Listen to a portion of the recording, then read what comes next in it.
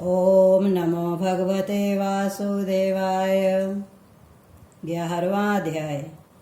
कृष्ण भगवान की विभूतियों के वर्णन को सुनकर अर्जुन ने कहा, हे श्री कृष्ण, आपने मेरे ऊपर अनुग्रह करके जो महागूढ़ अध्यात्म ज्ञान सुनाया है, इससे मेरा सब मोह दूर हो गया है। हे कृष्ण, मैंने प्राणियों की उत्पत्ति और प्रलय का वृतांत आपके मुख से विस्तार पूर्वक सुना और आपका लक्ष्य महात्म भी सुना। हे पुरुषोत्तम, मैं ज्ञान, शक्ति, बल, ऐश्वर्य, वीर्य और तेज, इन 6 गुणों से युक्त आपके रूप का दर्शन करना चाहता हूँ। यदि आप ये समझते हो कि मैं आपका वह रूप देख सकता हूँ, तो हे योगेश्वर, आप मुझे अपने उस अविनाशी रूप का दर्शन दीजिए।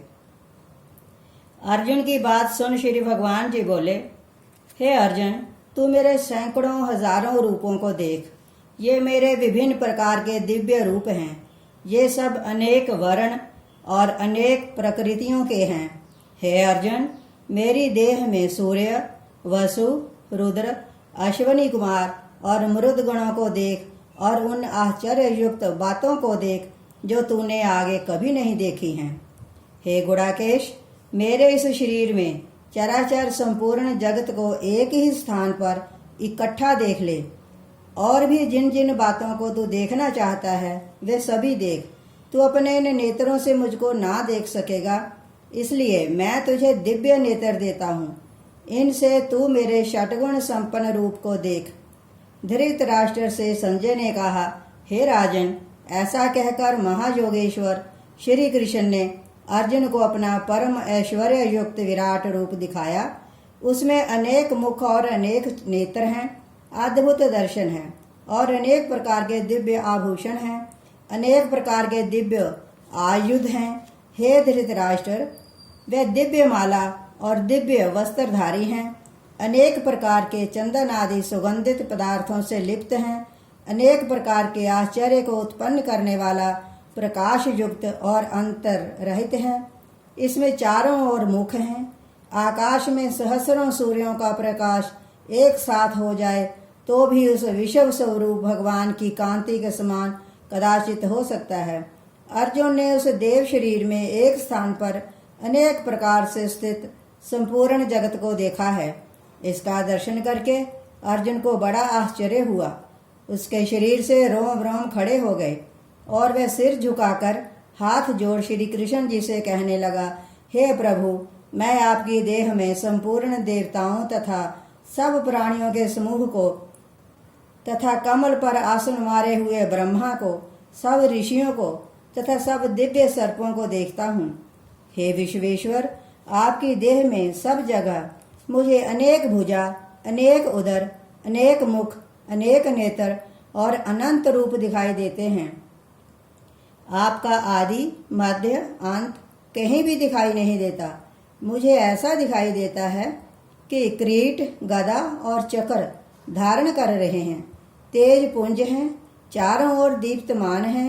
आपका अग्नि और सूर्य के समान तेज है कि देखने में आंखें चकाचौंध हो जाती हैं।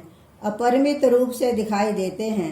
हे कृष्ण, मुमुक्ष जनों के जानने योग्य आप ही अक्षर पर ब्रह्म हो और इस संसार के आधार आप ही हो। सनातन धर्म के अक्षर तथा विनाश रहित भी आप हो। आप ही सनातन पुरुष हो। आपका आदि मध्य अंत कुछ नहीं है। आपका पराक्रम अनंत है।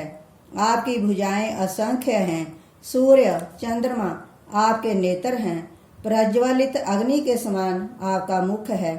आपके इस भयानक रूप को देखकर तीनों लोग डरते हैं। हे महात्मन, आकाश और पृथ्वी के मध्य में जो ये बड़ा भारी अंतरिक्ष पोल है, इस सब में आप अकेले व्याप्त हो रहे हैं। हे कृष्ण, देवताओं के समूह भय के मारे आपकी शरण आए हैं। कितने भयभीत होकर दूर से हाथ जोड़ आपकी प्रार्थना करते हैं। ये महर्षि और सिद्धों के झुंड स्वस्ति वाचन करके अनेक प्रकार से स्तुति करते हैं। हे कृष्ण, एकादश रुद्र, द्वादश आदित्य, अष्ट वसु, सांध्य नामक देवता, विश्वे देवा, अश्वनी कुमार, 49 मरुत, उष्मण नामक पिता और गंधर्व, यक्ष, देवता, सिद्धों के समूह ये सब विस्मित होकर तुम्हें देखते हैं। हे महाबाहो, आपके असंख्य मुख और नेत्र हैं। आपकी असंख्य भुजाएं, जंघा, चरण और असंख्य उदर हैं। असंख्य दाढ़ों से आपका रूप विकराल दिखाई पड़ता है। इसको देखकर लोग डर गए हैं। मैं डर के मारे व्याकुल हो रहा हूँ। ये आपका शरीर इतना बड़ा है कि आकाश को स्पर्श करता है, बड़ा प्रकाशमान है, अनेक वर्णों से युक्त है। इसमें बड़ा विस्तीर्ण मुख है, बड़े बड़े नेत्र हैं। इसको देखकर मैं अत्यंत व्याकुल हो रहा हूँ। किसी प्रकार से भी धीरज शांति ग्रहण नहीं होती। दांतों से भयंकर प्रलय काल की अग्नि के समान आपका मुख देखकर ऐसा भयभीत हो गया हूँ कि मुझे दिशाओं का ज्ञान नहीं रहा है, ना मुझे शांति प्राप्त होती है। इससे हे भगवान, मुझ पर प्रसन्न होइए। हे कृष्ण, धृतराष्ट्र के सब पुत्र संपूर्ण राज समूहों के साथ आपके मुख में प्रवेश करते दिखाई देते हैं, और भीष्म, द्रोणाचार्य, शिखंडी, धृष्टद्युम्न आदि भी आपके मुख में प्रवेश करते दिखाई देते हैं। ये सब आपके दाढ़ वाले मुख में जल्दी जल्दी प्रवेश कर रहे हैं। इसमें कितनों के ही सिर चूर्ण हो गए हैं। ये आपके दांतों में उलझ रहे हैं। जैसे नदियों की अनेक शाखाएं समुद्र की ओर दौड़ती हैं, वैसे ही ये नरवीर तुम्हारे जाज्वल्यमान मुख में प्रवेश करते दिखाई देते हैं। हे कृष्ण, जैसे पतंगे नाश के लिए बड़े वेग से जलती हुई अग्नि में घुसे चले जाते हैं, ऐसे ही ये सब नाश के लिए आपके मुख में घुसे चले आ रहे हैं। हे कृष्ण, अपने प्रज्वलित मुखों में संपूर्ण लोकों को चारों ओर से चाटते हुए ग्रसे लेते हो, और आपकी योगर कांति सब जगत को अपने तेज से परिपूरित करके तृप्त कर रही है। हे कृष्ण, तुम ऐसे उग्र वाले रूप वाले कौन हो? सुख हो। मैं आपको बार बार नमस्कार करता हूँ। मैं आपकी प्रवृत्ति नहीं जानता हूँ, इससे आदि पुरुष आपको जानना चाहता हूँ। हे देव श्रेष्ठ, कृपा करके मुझे बतलाइए। श्री कृष्ण बोले, हे अर्जुन, इस समय इन लोकों का काल मैं हूँ। मैं इन लोकों का संहार करने के लिए प्रवृत्त हुआ हूँ। ये बड़े बड़े योद्धा जो सेना में खड़े हैं, इनको तू मारेगा, नहीं तो भी ये मरेंगे ही। इससे हे अर्जुन, तू कमर बांध कर खड़ा हो जा और शत्रुओं को जीत कर कीर्ति को प्राप्त कर सब समृद्ध राज्य को भोग। ये सब तो पहले ही मैंने मार रखे हैं, तू केवल निमित्त मात्र है। द्रोण, भीष्म, जयद्रथ, कर्ण आदि बड़े बड़े योद्धा मुझसे मारे हुए हैं। तू इनको मार, दुखी होने की बात नहीं है। तू समर के शत्रुओं को अवश्य जीतेगा। संजय ने धृतराष्ट्र से कहा कि राजन, केशव की ऐसी बात सुनकर अर्जुन कांपने लगा और हाथ जोड़कर बार बार नमस्कार करने लगा। डर के मारे व्याकुल होकर नमस्कार कर गदगद वाणी से श्री कृष्ण से कहने लगा, हे ऋषिकेश, आपका प्रभाव अति अद्भुत और कीर्ति अतुलनीय है। इसी से ये सब जगत हर्षित होता है, आप में अनुराग करता है। राक्षस भयभीत होकर दिशाओं में भागे फिरते हैं। सिद्धों के समूह आपको नमस्कार करते हैं। हे महात्मन, हे अनंत, हे देवेश, जगन निवास, तुमको सब लोग नमस्कार क्यों न करें, क्योंकि आप तो ब्रह्मा से भी बड़े और सबके आदि करता हैं तथा सत असत मूल कारण अर्थात अविनाशी हैं। इससे सबका आपको नमस्कार करना योग्य ही है। हे कृष्ण, आप आदि देव और पुरातन पुरुष हो।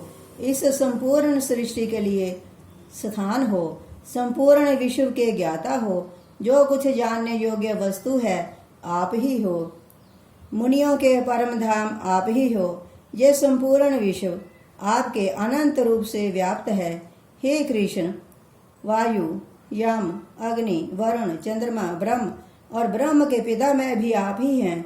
इससे आपको हजारों बार नमस्कार है। हे सर्वेश्वर, आपको सम्मुख से नमस्कार है तथा पीछे से नमस्कार है, चारों ओर से नमस्कार है।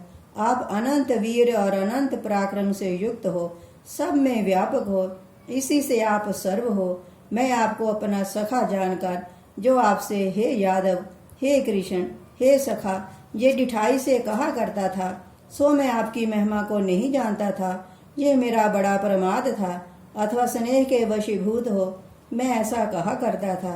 हे अच्युत, खेलने, सोने, बैठने व भोजन करने के समय एकांत में या बहुत लोगों के सम्मुख जो मैंने आपकी हंसी की है और इस प्रकार की हंसी से आपका अनादर किया है, सो मैं क्षमा मांगता हूँ। आपका प्रभाव अपरमेय है। हे प्रभावशालिन, आप इस चराचर जगत के पालन करता, पिता, पूज्य और महान आप ही गुरु हो। तीनों लोकों में आपके बराबर कोई नहीं है, फिर अधिक कोई कैसे हो सकता है। हे कृष्ण, आप ईश्वर हो, स्तुति के योग्य हो। मैं आपको साष्टांग दंडवत करता हूँ, मुझ पर प्रसन्न होइए। हे देव, मेरे अपराधों को सहन कर ऐसे क्षमा कर सकते हैं जैसे पिता पुत्र के, मित्र मित्र के और पति पत्नी के अपराधों को सहन करता है। हे कृष्ण, आपका अद्भुत रूप पहले कभी नहीं देखा था। इस अद्भुत रूप को देखकर मेरा मन बड़ा हर्षित हुआ है और भय के मारे मेरा मन व्याकुल हो रहा है। आप मुझको वही अपना पहला रूप दिखलाइए। हे देवेश, हे जगन्निवास, आप मुझ पर प्रसन्न हो। हे विश्व मूर्ते, मैं आपका वही किरीट मुक्त युक्त गदाधारी रूप देखना चाहता हूँ, इसलिए वही पहले के समान चतुर्भुजी रूप धारण कर लीजिए। ये सुनकर श्री भगवान बोले, हे अर्जुन, मेरा ये तेजोमय रूप अनंत और आद्य रूप है। इसको तेरे सिवा अब तक किसी ने भी नहीं देखा है। तुझ पर अत्यंत प्रसन्न होकर मैंने आत्म योग से तुझे दिखाया है। हे कुरुश्रेष्ठ, जो कोई 4 वेद पढ़े, यज्ञ, साधन, दान, अग्निहोत्र आदि कर्म तथा उग्र तप करके देखना चाहे तो भी नहीं देख सकता है। हे अर्जुन, मेरे इस घोर रूप को देखकर तू क्यों व्यथित होता है? व्याकुल मत हो, अपनी मूर्ता को देख और निडर होकर प्रसन्न चित्त से मेरे इस पहले रूप को फिर देख। संजय ने कहा, हे धृतराष्ट्र, श्री कृष्ण ने ये कहकर अपना चतुर्भुज रूप फिर दिखाया और डरे हुए अर्जुन को ढांढस दिया। तब अर्जुन ने कहा, हे जनार्दन, आपका ये शांत मनुष्य रूप देखकर अब मैं सावधान हो गया हूँ और अब मेरा चित्त शांत हो गया है, सब भय से निवृत्त हो गया हूँ। श्री कृष्ण बोले, हे कौन्तेय, तूने मेरा ये रूप देखा है, इसको देखने को देवता भी तरसते हैं। हे परंतप, मेरा जो ऐसा महान रूप है, इसको मनुष्य अनन्य भक्ति से जान सकते हैं, देख सकते हैं और तत्व ज्ञान से इसमें लीन हो सकते हैं। हे अर्जुन, जो कोई मनुष्य मेरी ही प्रीति के लिए लौकिक और वैदिक कर्म करते हैं, मुझको अपना पुरुषार्थ मानते हैं, मुझ में भक्ति रखते हैं, ये सांसारिक विषयों से मुख मोड़ चुके हैं और संपूर्ण प्राणी मात्र से बैर छोड़ प्रीति रखते हैं, वे ही मुझको प्राप्त हो सकते हैं। 11वें अध्याय का महात्म्य। श्री भगवान बोले, हे लक्ष्मी जी, अब 11वें अध्याय का महात्म्य सुनो। एक तुंगभद्र नाम का नगर था, जिसके राजा का नाम सुखानंद था। वहाँ एक ब्राह्मण बड़ा धनवान और विद्वान पंडित रहता था और नित्य श्री लक्ष्मी नारायण जी के मंदिर में गीता के 11वें अध्याय का पाठ किया करता था। राजा भी यहाँ नित्य लक्ष्मी नारायण की सेवा करता था और पाठ भी नित्य सुनता था। एक दिन कुछ संत तीर्थ यात्रा करते करते उस नगर में पहुँचे। राजा के उसका सम्मान के साथ संतों को टिकाया और भोजन कराया। भोजन करके संत बहुत प्रसन्न हुए। प्रातः काल राजा अपने पुत्र और मित्रों से साथ उनके दर्शन को गया और संतों ने महंत जी से धर्म की बातचीत करने लगा और राजा का पुत्र वहाँ खेलने लगा। वहाँ प्रेत रहता था। उस प्रेत ने राजा के पुत्र को मार डाला। चाकरों ने राजा को इस बात की खबर की। राजा बोला, हे संत जी, आपके दर्शन का मुझे अच्छा फल मिला। मेरा एक पुत्र था, सो भी प्रेत ने मार डाला। राजा महंत सभी प्रेत के पास गए और ब्राह्मण ने प्रेत से कहा, अरे प्रेत, तू इस लड़के पर कृपा दृष्टि कर जो ये जी उठे और तू अपने पूर्व जन्म की बात कह। तब प्रेत बोला, मैं पूर्व जन्म में ब्राह्मण था, इस ग्राम के बाहर हल जोतता था। वहाँ एक घायल ब्राह्मण जिसके अंगों से खून निकल रहा था, खेत में आकर गिर पड़ा। एक चील उसका मांस नोचकर खाने लगी। मैं बैठा देखता रहा। इतने में एक ब्राह्मण आया और उसने ये हाल देखकर मुझसे कहा, अरे हल जोतने वाले ब्राह्मण, तेरे कर्म चंडाल जैसे हैं। अरे निर्दयी, तेरे खेत में ब्राह्मण का मांस चील नोच नोच कर खा रही है। तू आंखों से अंधा है जो छुड़ाता नहीं है, सो तू मेरे श्राप से प्रेत योनि पाएगा। तब मैंने उसके चरण पकड़कर कहा कि हे देव, मेरा उद्धार कैसे होगा। तब उस ब्राह्मण ने कहा, तुझको जब कोई गीता के 11वें अध्याय का पाठ सुनाएगा तब तेरा उद्धार होगा। ब्राह्मण ने गीता के 11वें अध्याय का पाठ प्रेत को सुनाया और उस पर जल छिड़का। तब तत्काल प्रेत की देह छूटकर उसने देव देह पाई और राजा का मरा हुआ पुत्र भी भगवान का नाम लेता हुआ खड़ा हो गया। स्वर्ग से विमान आया और प्रेत उसमें बैठकर स्वर्ग को चला गया। राजा का पुत्र भी गीता का पाठ सुनने से भक्त परायण होकर उसी विमान में बैठकर स्वर्ग को गया। राजा ने भी 11वें अध्याय का पाठ श्रवण किया। इस प्रकार वह भी परम गति को प्राप्त हुआ। ओम नमो भगवते वासुदेवाय।